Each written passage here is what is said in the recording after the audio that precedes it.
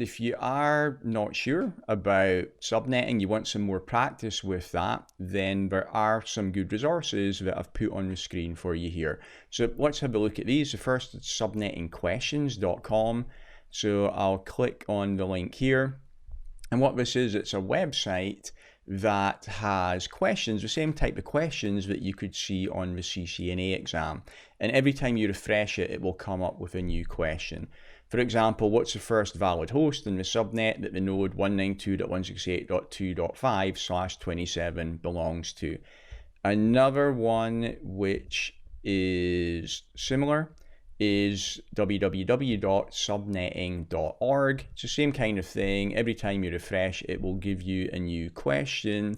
Again, same type of question, and it's really variations on everything that we covered earlier in this course. So you should be confident that you can answer any of these questions now. So check the question. When you figured it out, you can click on Reveal Answer. It tells you the answer, and then you can go on to the next question. So this is really good for practicing subnetting.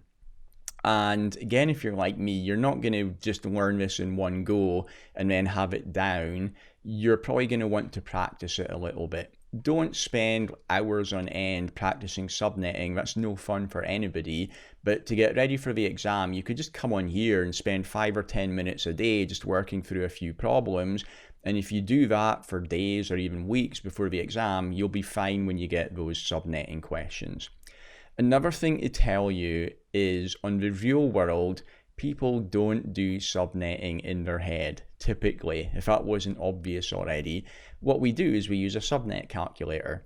So what you can do is you can go to Google, and in Google search, just search for subnet calculator, and you'll see there is a heap of results that you will get. I'll just click on the top one here to show you an example.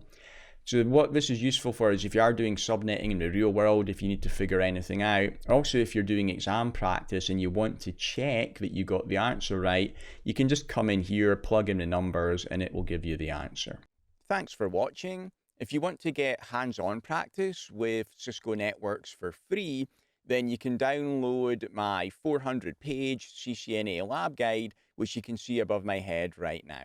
Also, check out the video about my CCNA course. It's the highest rated course online. Thanks.